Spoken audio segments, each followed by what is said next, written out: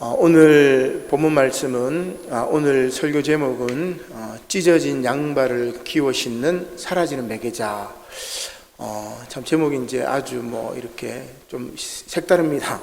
그래서 저는 가급적이면은 성경 본문에 있는 말씀을 가지고 이제 제목을 이렇게 삼는데, 오늘은 전체 내용이 잘 들어있는 것으로 이렇게 잡아보았습니다. 찢어진 양발을 끼워 신는 것, 그리고 사라지는 매개자, 이 두 가지가 이제 오늘 말씀의 핵심 포인트라고 볼 수가 있습니다. 철학자 이야기를 해서 죄송합니다만, 모든 철학자들 가운데 모든 것들을 다 해결하는 철학자가 있습니다. 그이가 이제 헤겔, 이름도 헤겔입니다. 위대한 철학자 헤겔이 한때 이제 양발을 이렇게 끼워 신습니다. 그러면서 이렇게 말한 적이 있습니다. 찢어진 양발은 끼워 신으면 초라하고 볼품없지만 우리 정신은 찢어진 상태를 극복하면 찬란해진다, 이런 이야기를 합니다.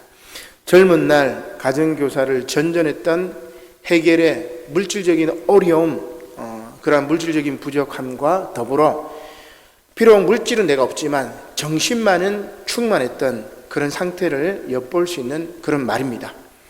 아마도 이러한 생각이 훗날 철학사에 있어서 가장 위대한 책 가운데 하나인 정신현상학이라는 책을 씁니다. 그 책의 모토가 되지 않았나, 그렇게 생각을 해볼 수가 있습니다. 한 아이가 성장을 하게 되면 부모의 품을 떠나는 것처럼 정신은 자기 의식을 갖추게 되면서, 자기 생각이 있게 되면서부터 체세포가 분열하듯이 스스로 이렇게 갈라져요. 그러니까 아이가 자라서 부모의 품을 떠나듯이 나의 정신도 자기 의식이 완성이 되면은 이렇게 분열이 되는 것이죠. 이것을 우리가 이제 소외라고 이야기를 합니다. 아무튼 자기 내부에서 찢긴 이 정신이 탕자와 같은 여행을 합니다. 아버지의 품을 떠나서 온 사방을 돌아다니는 그 탕자 이야기와 똑같아요. 그것을 정신의 발전으로 이제 보는 것이지요. 자, 이렇게 탕자와 같은 여행을 통해서 투쟁과 불화를 거듭하다가 마침내 상처를 극복하고 다시 돌아와 자기 자신과 온전히 하나를 이루게 되는 겁니다.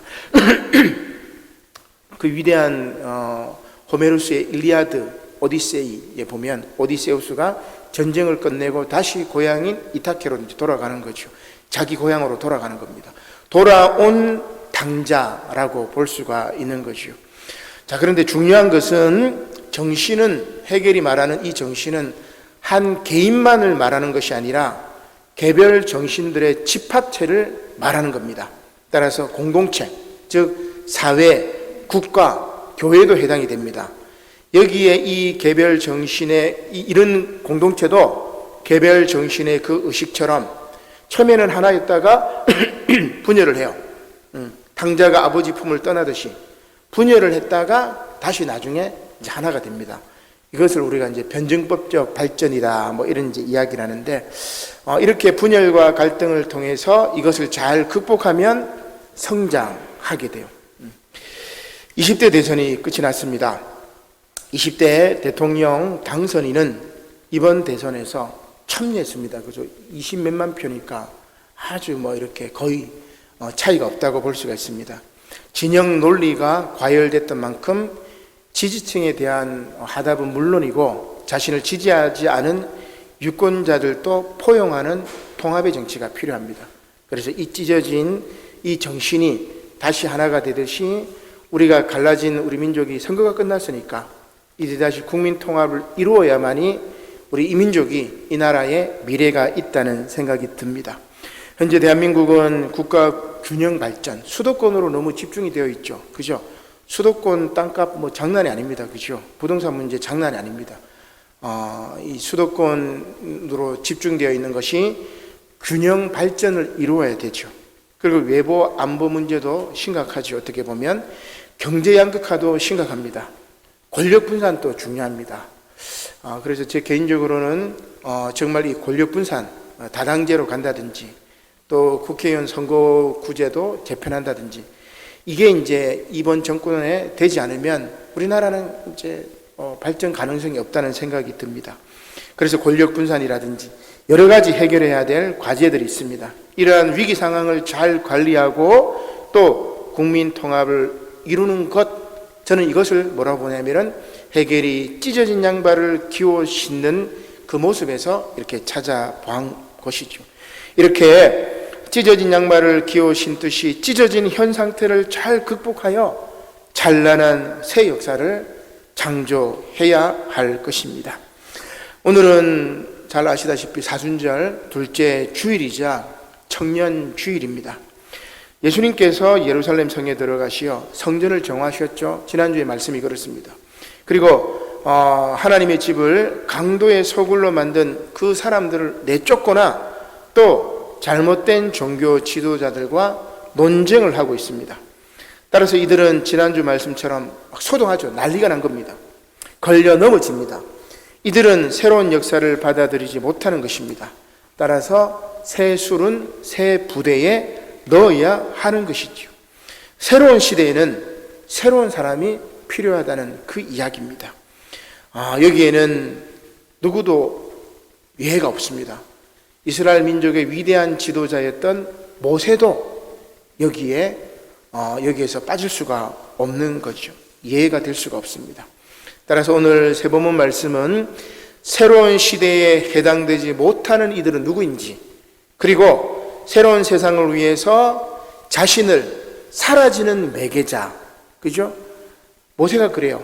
여호수아와 하나님 사이에 매개자가 되고 자신은 물러납니다. 요단강을 건너지 못해요. 자신의 사명은 거기까지. 그리고 모세는 이제 사라지는 매개자라고 볼 수가 있습니다. 자, 그러한 새로운 세상을 위해서 사라지는 매개자가 되는 모세와 바울의 이야기라고 할 수가 있습니다.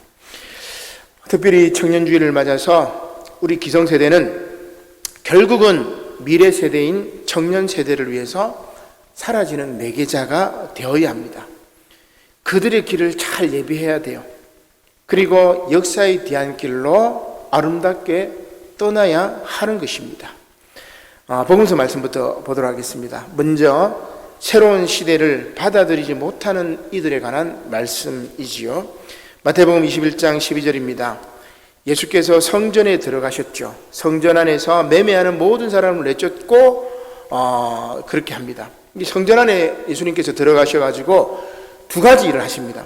첫 번째는 성전 안에서 매매하는 사람들을 내쫓으시죠. 두 번째는 대제사장과 서기관들과 논쟁을 합니다.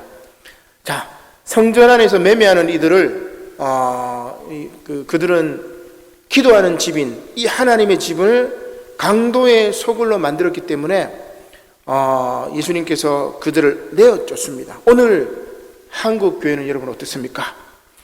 아니, 멀리 갈 것도 없습니다. 저는 어떤가? 저 스스로를 돌이켜보고 여러분들은 어떻습니까? 예수님께서 만드신 새로운 질서, 하늘의 질서를 따릅니까? 아니면 세상의 질서, 곧 종교를 이용해서 돈벌이하는 추악한 욕망의 질서를 따르고 있습니까? 따라서 먼저 교회와 교인들이 제정신을 차려야 합니다.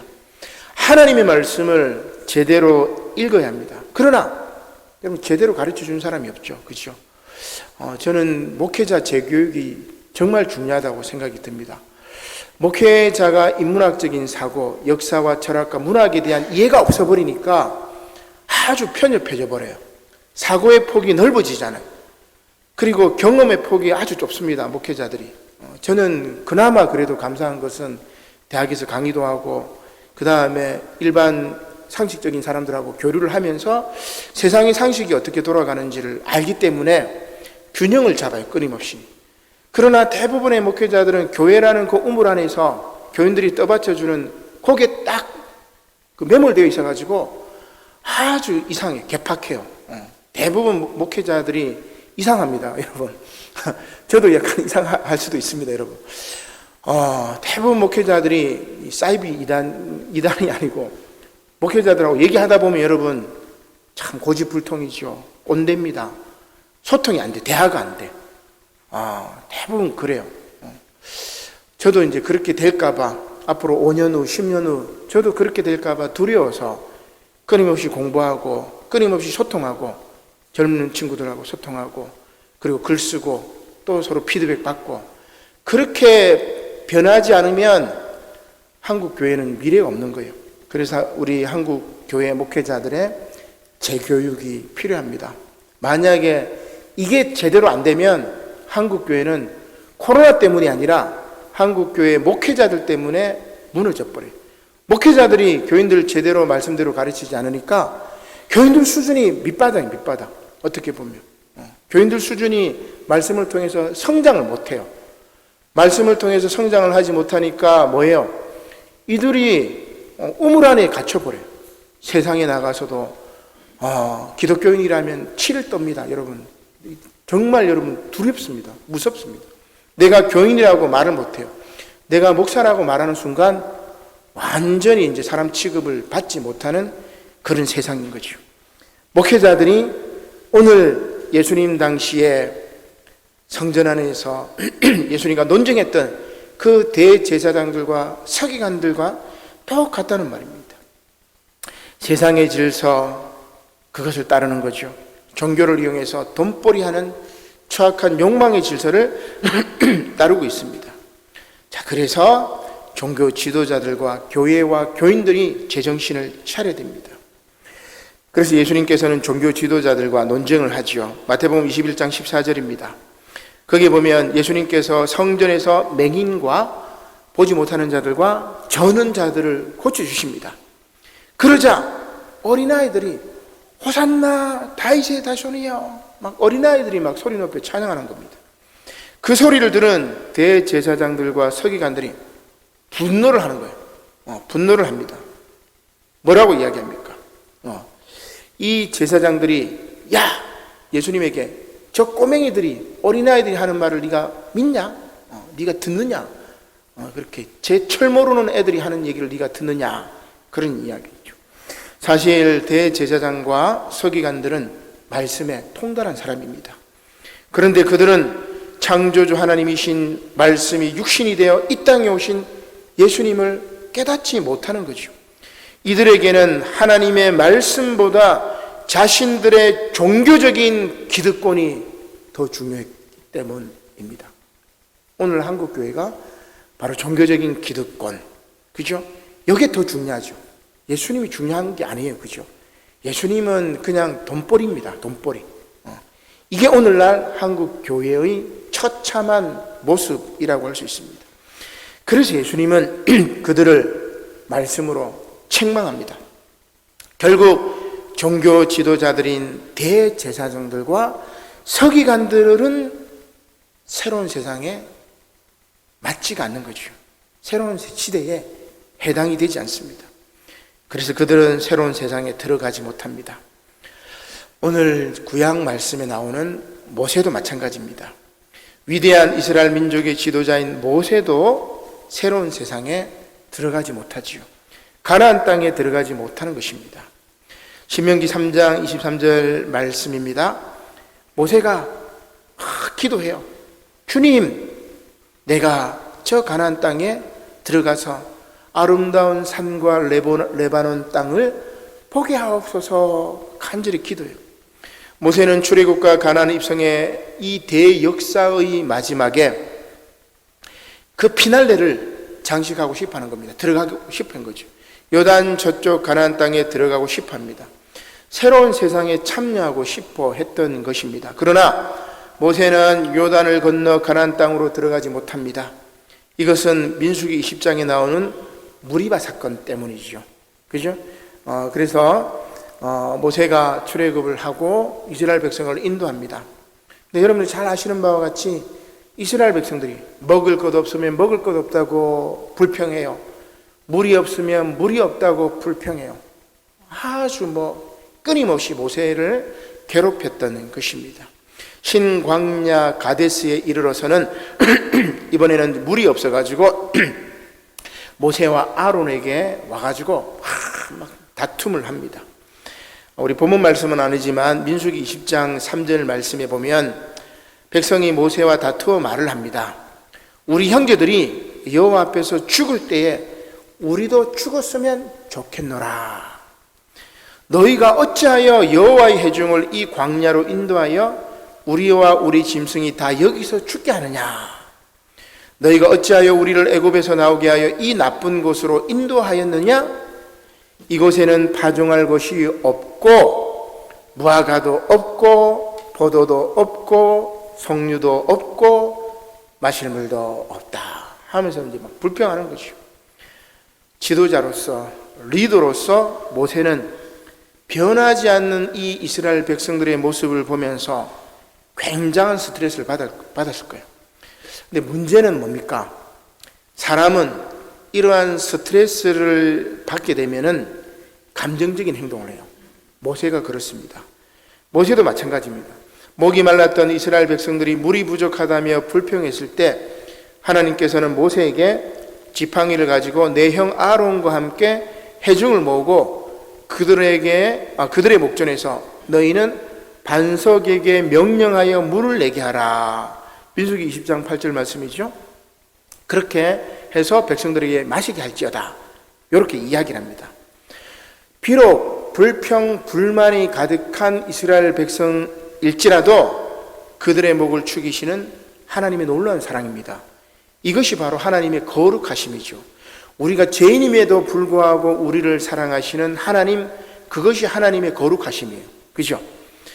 인간의 죄에도 불구하고 사랑하시고 품어주시는 하나님의 사랑입니다. 자, 민수기 말씀 20장 11절입니다.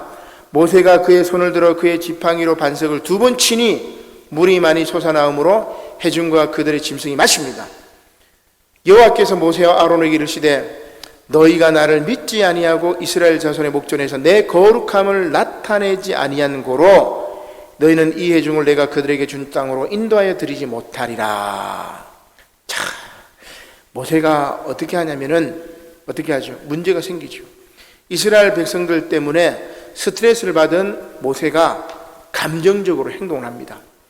이스라엘 백성들에게 물을 주는 주체를 하나님이 아니라 자기 자신으로 바꾸어 버리는 것입니다.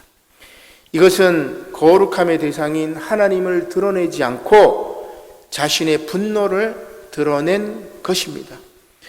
인간적인 입장에서는 여러분 이해가 됩니다. 모세의 마음을 이해를 할 수가 있습니다. 그러나 지도자는 그러면 안 돼요. 그죠? 지도자는 여러분 그러면 안 됩니다. 따라서 하나님은 모세에게 실망하고 노하시는 거죠. 지도자로서 백성들 앞에서 하나님의 거룩함을 나타내지 않았기 때문입니다. 따라서 오늘 구약 본문 말씀 신명기 2장 26절 말씀처럼 하나님께서는 모세에게 너는 요단을 건너지 못할 것이다. 그런 이야기를 하죠. 이것이 바로 하나님께서 모세를 사라지는 매개자로 만드신 것입니다. 여기 보면 신명기 2장 26절에 보면 여호와께서 너희 때문에 내게 진노하사, 모세가 그렇게 얘기를 해요. 여호와 하나님께서 이스라엘 백성들 너희 때문에 나에게 진노하사 내 말을 듣지 않고 나를 요단 건너 가나안 땅으로 들어가지 못했다. 이렇게 핑계를 댑니다. 너희 때문이라는 말은 핑계지요. 결국 하나님의 거룩하심을 드러내지 못했기 때문인데 백성들 핑계를 대고 있습니다. 이렇게 일평생을 잘해오다가 마지막에 돌뿌리에 걸려 넘어지는 사람들이 있습니다. 제 주변에도 은퇴하고 노년이 아름다운 분들을 많이 이렇게 찾아볼 수가 없습니다. 몇 분은 이렇게 참 은퇴하고도 정말 아름다운 삶을 사회를 위해서 또 남을 위해서 살아가는 분들이 있어요. 그런 분들이 많이 없습니다. 잘 해오다가 마지막에 돌불에 딱 걸려 넘어져가지고 모세처럼 넘어지는 거죠. 특히 지도자들이 그렇습니다. 따라서 하나님은 모세 대신 새로운 시대에 적합한 인물, 곧 가나안 시대를 이끌 여호수아를 이스라엘 민족의 지도자로 선택하시는 겁니다. 보통 사람 같으면 요쯤 되면은 에라이 모르겠다, 될 대로 되라, 팍 이렇게 이제 해버리는데 모세는 어떻게 하죠? 하나님과 여호수아 사이에 매개자가 됩니다. 이것이 사라지는 매개자입니다. 모세는 하나님의 말씀에 순종하여 여호수아를 자신을 대신할 지도자로 세우는 거죠.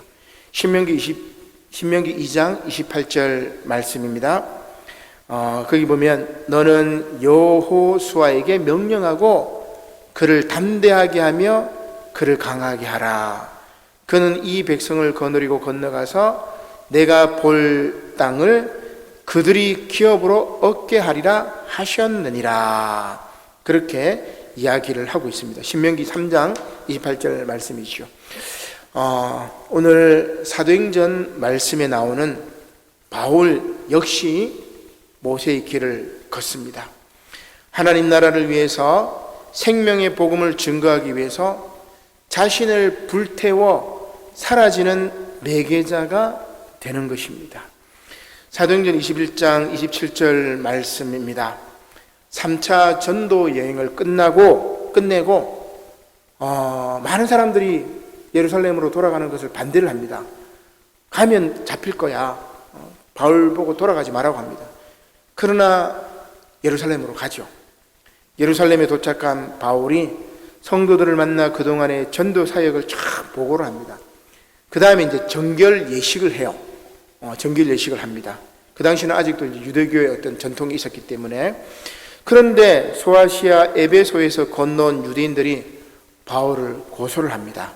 정결 예식을 제대로 지키지 않았고 이방인을 성전 안으로 이끌어 들였다. 그렇게 이제 고소를 하는 거죠. 바울을 고소하는 이유가 세 가지가 있습니다. 바울은 반율법적이고 바울은 반성전적이고 바울은 반유대적이다. 할례를 부정한다. 그렇게 고소를 하고 주변 사람들을 선동해가지고 바울을 폭행을 합니다. 그리고 바울을 성전 밖으로 끌고 가서 성전 안쪽 마당으로 들어가는 문을 닫아버려요. 누가 이제 들어오지 못하게 하는 거죠.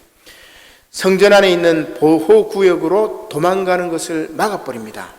이렇게 예루살렘 성전이 소란하여 소동이 일어나죠. 그 당시에는 이제 로마 군인들이 예루살렘 성전 근처에 딱 이렇게 주둔하고 있었어요. 성전에서 소동이 일어나면, 왜냐하면 사람들이 많이 모이기 때문에 폭동이 일어날까봐 로마군이 상주를 하고 있다가 바울을 잡아서 폭행하는 그 유대인들이 막 소란하자 천부장이 군인들을 이끌고 탁 들어왔어요. 바울을 이제 구해주는 거죠.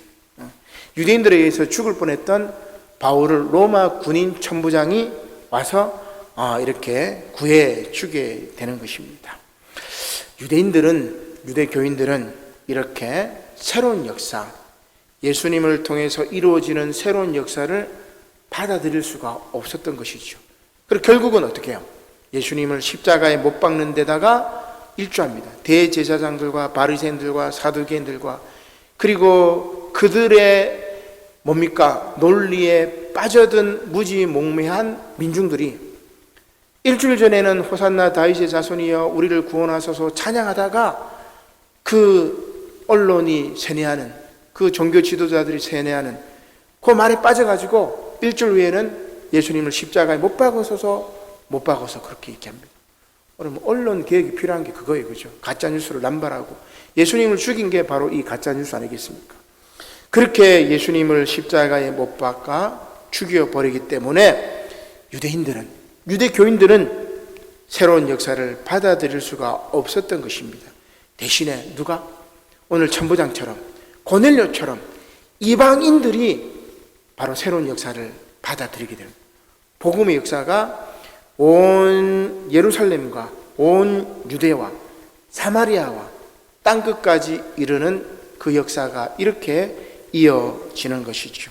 그래서 바울은 준비가 되었습니다. 자신을 불태우기 위해서, 복음을 위해서 사라지는 매개자가 될 준비가 되어 있는 거죠. 그래서 결국 여러분 어떻게 돼요? 2년 동안 바울이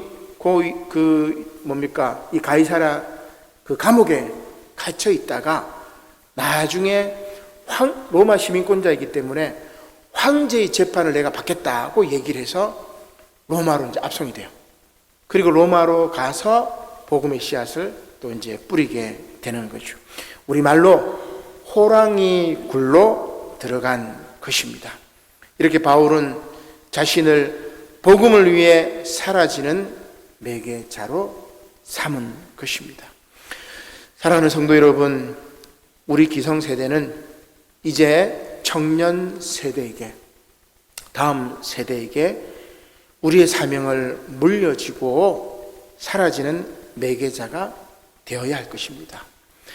이것은 그냥 사라지는 것이 아닙니다. 그냥 사라지는 게 아니에요.